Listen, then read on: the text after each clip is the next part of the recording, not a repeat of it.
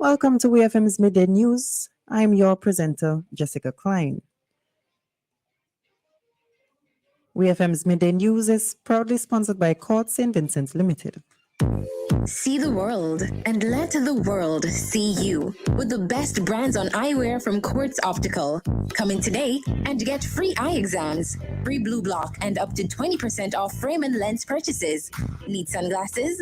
With any purchase, get up to 80% off your sunglasses. Plus, with Ready Finance, you can shop today and pay $0 for 30 days. Visit us today at Quartz Kingstown or call us at 456-1325 or visit us online at www.quartzoptical.com.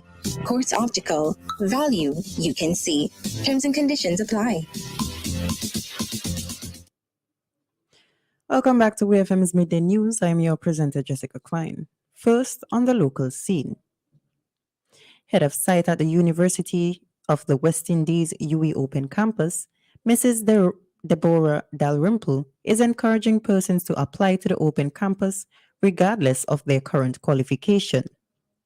Mrs. Dalrymple said those that do not qualify for a particular degree program will be assessed and guided based on their current credentials.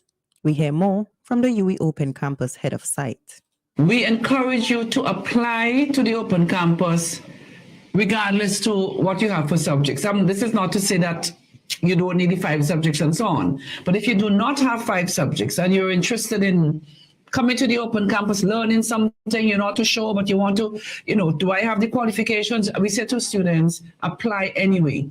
So because when your credentials are assessed, you might be guided into doing a certificate, maybe not quite having all of the credentials for a bachelor's degree, or we might be guided into a diploma or into your undergrad. That was the head of the UWI Open Campus, Mrs. Deborah Dalrymple. Mrs. Dalrymple encouraged anyone with an interest in furthering their education to apply to the Open Campus, assuring that they will ensure that you are put on the right path. Parents in St. Vincent and the Grenadines are being advised to install monitoring apps on devices used by their children. This advice comes from coordinator of the National Reconciliation Unit, Deborah Michael, who emphasized the importance of parents being aware of their children's device activity. We hear more from Ms. Michael. We as parents, we have to be aware of what our children are doing. And you can't just say, oh, well, I don't know. Everything you can learn online. You go on YouTube and you find out how to as a parent. And I'm sure a video is going to come up that will give you some tips on how to. But there are certain apps. I know for one that I use, the Family Link app. And that is installed on the child's device and on the parent's device. And it's a monitoring app. And from that device, you can actually monitor what they're doing. So you get an alert every time they enter into a program. It tells you how long they've been on a particular site. It basically has a lot of data on there. You can actually block them. You can just go on and just log them out completely if you think that they're spending too much time on a particular or they're on a particular device. And I know the children hate it because I've spoken to parents about it, and it is one of the dreaded apps because they're figuring, well, parents are outsmarting us now.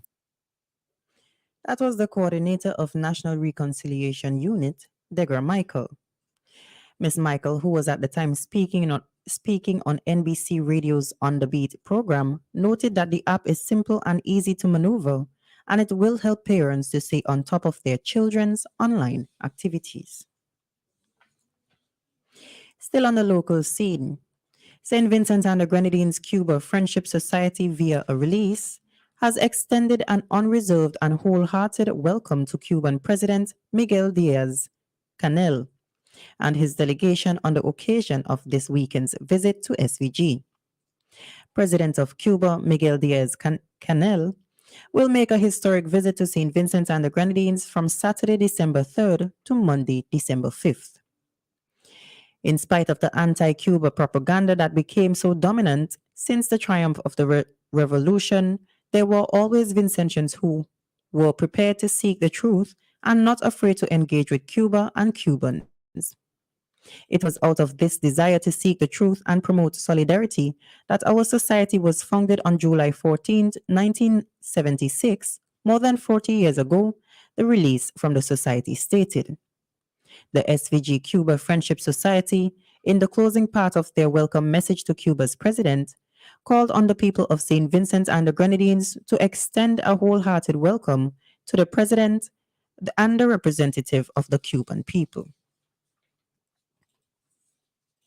In the region, the Trinidad and Tobago Police Service (TTPS) said measures are being taken to ensure gender-based violence survivors receive the requisite assistance and are treated with compassion by officers assigned to these cases. Speaking at a media briefing on Thursday on the observance of 16 days of activism against gender-based violence, Assistant Superintendent Listra Brijal of the Special Victims Department (SVD) said that based on the statistics received by the TTPS this year, the number of reports received have been gradually declining month by month. Brijlal said the Gender-Based Violence Unit encompasses the Special Victims Department (SVD), Child Protection Unit, and Sexual Offences Unit, and is located throughout the TTPS 10 divisions. She said that the TTPS has addressed training in the realm of gender-based violence, with officers receiving specialized training from both internal and external agencies. More on the regional scene. In an effort to further develop relations with the Kingdom of Saudi Arabia, Barbados' Minister of Tourism and International Transport, Ian Gooding Egil, signed a tourism memorandum of understanding and an air service agreement with Saudi Arabia's Minister of Tourism, Ahmed Al Khatib, and Minister of Transport and Logistics Services, Salah bin Nasser Al Jassar, respectively. The signing commenced on Tuesday, November 29th at the World Travel and Tourism Global Summit, which is being held in Riyadh, Saudi Arabia. It symbolizes the growing relations between the two countries and provides an opportunity for Barbados to expand its global reach. Barbados' minister also signed an air service agreement with the Minister of Transport and Logistics Services to develop an international aviation system. This agreement will facilitate the expansion of international air service opportunities, making it possible for airlines to offer travel and shipping services between the two countries.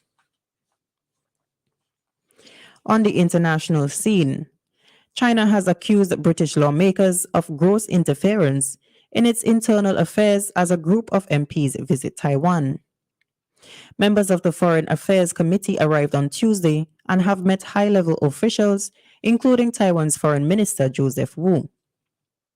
Taiwan is self-ruled, but China sees it as a breakaway province that will eventually unite with it. A controversial visit in August by senior U.S. politician Nancy Pelosi enraged Beijing. China responded to that visit by holding their biggest ever military exercises in the seas around Taiwan and also blocked some trade with the island. Pelosi said at the time that China couldn't prevent world leaders or anyone from traveling to Taiwan. On Thursday, the Chinese embassy in the UK said that the MP's visit to the Taiwan region of China, took place despite Beijing's firm opposition. And in sports, Japan staged another extraordinary World Cup comeback to top Group E and reach the last 16, overcoming a stunned Spain side who were fortunate to join them in the knockout stage. In a tournament that has been full of shocks, this was perhaps the most dramatic night so far, with Spain left relying on the results of Germany's game with Costa Rica for them to progress. All four teams had started the evening with a chance of progressing, but with Spain needing only a draw to qualify, they were not expected to need any favors from elsewhere. La Roja were cruising at the break after Alvaro Morata headed home Cesar Azpilicueta's cross from close range, but Japan would quickly turn the game and the whole of Group E on its head. This has been WEFM's Midday News. I have been your presenter, Jessica Klein.